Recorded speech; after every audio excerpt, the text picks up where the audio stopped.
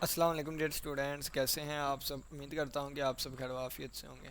तो आज के दिन हम mathematically method BS mathematics 6 semester इसका हम लेक्चर नंबर 3 जो है इसको डिस्कस करेंगे। ठीक है, तो लेक्चर नंबर 1 और 2 देखने के लिए डिस्क्रिप्शन बॉक्स में आपको प्लेलिस्ट का लिंक मिल जाएगा, आप वहां से जाके उसको विजिट कर सकते हैं। ठीक है, तो चलिए आइए हम स्टार्ट करते हैं।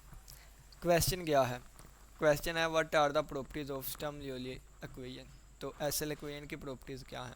तो पहले मैं आपको एसएल इक्वेशन बता देता हूँ कि ये हमारे पास थी डी ओवर डी एक्स, और यहाँ पे हमारे पास था पी ऑफ एक्स और d u over d x, और ये हमारे पास प्लस पी क्यू, क्यू आ जाएगा पी के बाद क्यू ऑफ एक्स और यू ऑफ एक्स।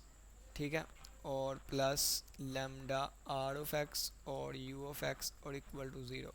ये हमारे पास second order linear homogeneous differential equation थी और इस फॉर्म की थी।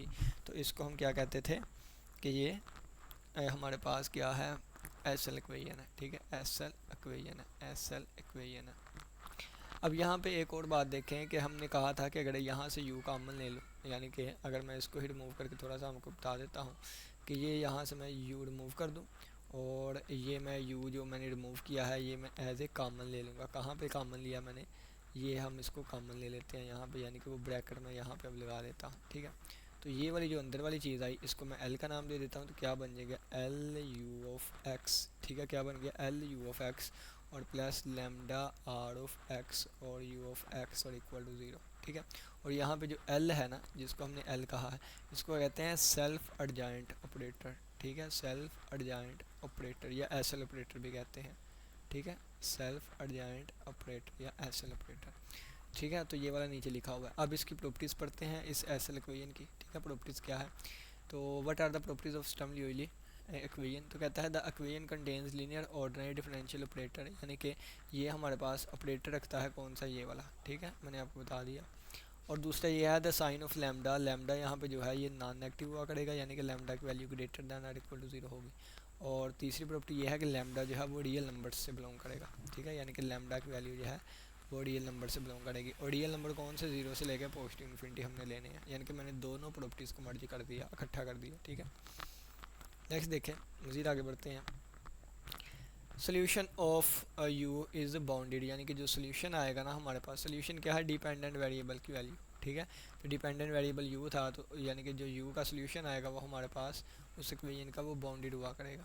ठीक है, नेक्स्ट क्वेश्चन पे चलते हैं। क्वेश्चन क्या कहता है, मेन क्वेश्चन ये स्टार्ट हुआ है। ठीक है, लेंथी के कहता है डिफ़ाइन एंड एक्सप्लेन। आपने डिफ़ाइन करना है और एक्सप्लेन करना है किसको, regular periodic and singular SL equations को बाय गिविंग एग्जांपल्स। ठीक है, यानी कि अब हम डिफाइन करवाने लगे हैं रेगुलर पीरियाडिक और सिंगुलर एसएल इक्वेशंस को, और इनके साथ साथ हम एग्जांपल भी देंगे। ठीक है, तो सबसे पहले नंबर पे आ जाती है हमारे पास रेगुलर एसएल इक्वेशन। ठीक है, रेगुलर एसएल इक्वेशन दोबारा, यानी कि ये एसएल इक्वेशन लिखने लगे हैं। कौन सी है, सेकंड ऑर्डर है, ऑर्डिनरी है, होमोजीनियस है और linear differential equation of the form. इसको हम क्या कहते हैं, इसको ये एस एल इक्वेशन लिखी हुई है हमने। ठीक है, ये एस एल इक्वेशन ही है और इसको हमने कह दिया ये एस एल इक्वेशन जो है इस सेट टू बी रेगुलर। इस एस एल इक्वेशन को हम रेगुलर एस एल इक्वेशन कहेंगे कब, जब ये p of x greater than zero हो जाए और r of x greater than zero हो जाए। ठीक है, फॉर एनी एक्स ऑडियल क्लोज इंटरवल, यानी कि क्लोज इंटरवल से आप कोई भी एक्स ले लें,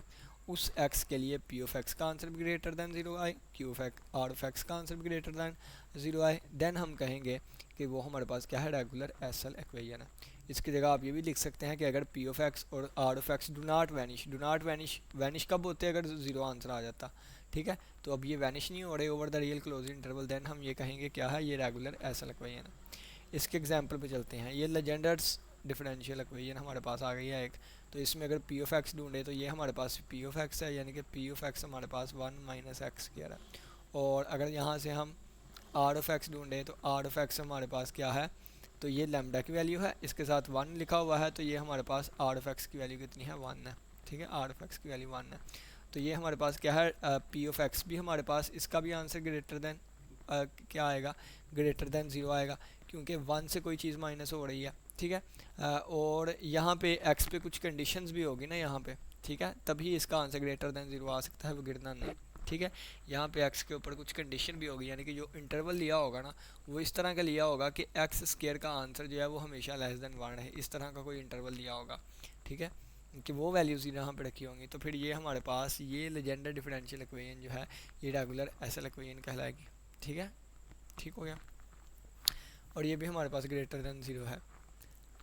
आगे देखें कि ये उसने कहा है कि पी ऑफ एक्स इसके इक्वल है। वैसे पी ऑफ एक्स जो है ये इसका आंसर आ सकता है, 0 भी आ सकता है। देखें ना, अगर एक्स की वैल्यू वहाँ रख देंगे, पर जो उन्होंने एग्जांपल कोड किया हम तो वही लेके चलेंगे ना।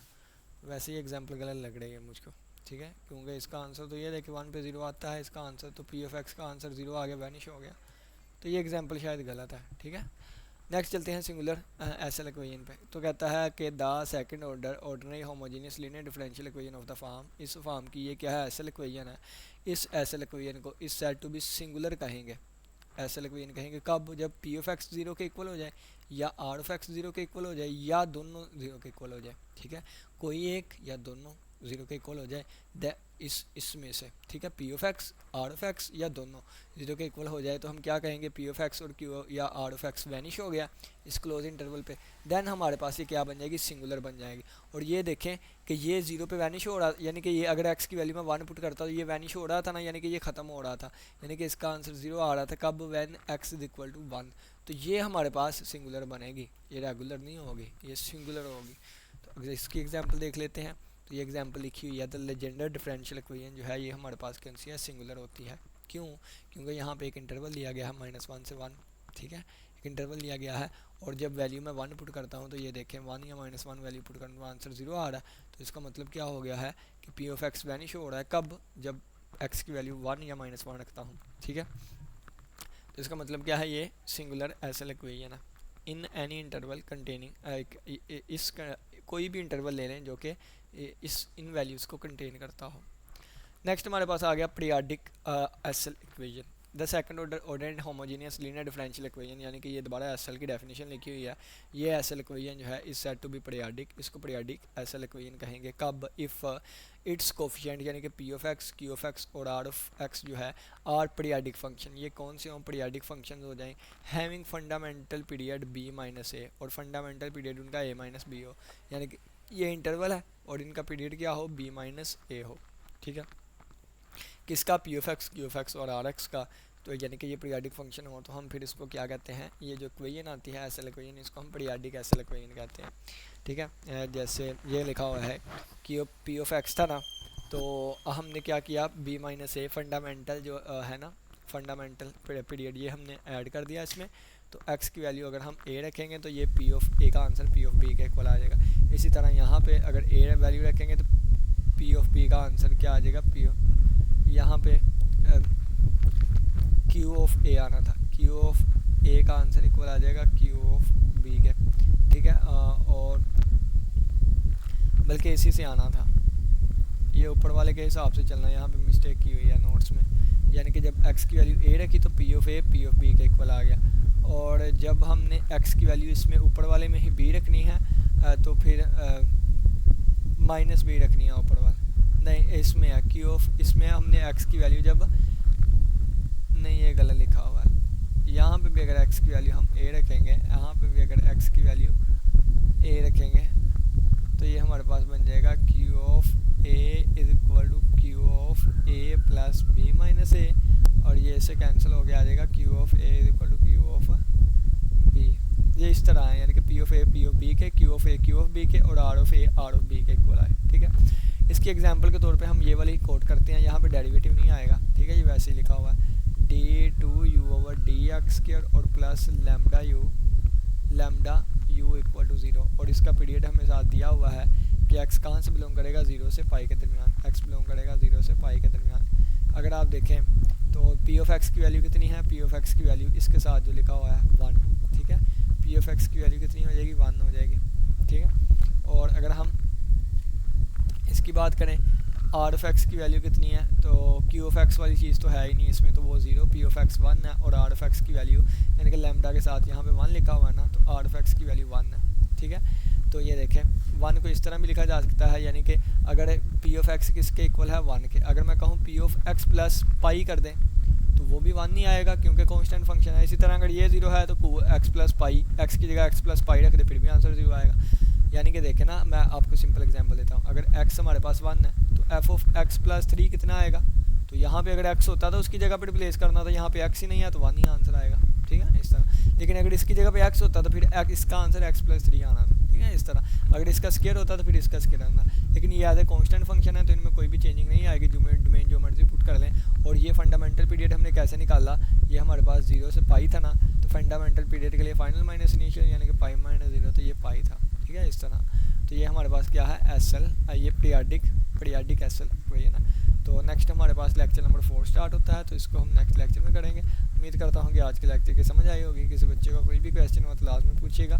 आज के लेक्चर में हमने प्रॉपर्टीज ऑफ एसएल इक्वेशन देखी, फिर हमने देखा रेगुलर, सिंगुलर और पीरियाडिक एसएल इक्वेशंस, ठीक है। अगर किसी बच्चे को कोई भी क्वेश्चन हो लाजमी पूछिएगा। इसी के साथ इजाज़त दें, अपना बहुत सा ख्याल रखिएगा। इंशाल्लाह फिर मिलेंगे नेक्स्ट लेक्चर में एक लेक्चर नंबर 4 के साथ। अल्लाह हाफिज़, अल्लाह निगहबान।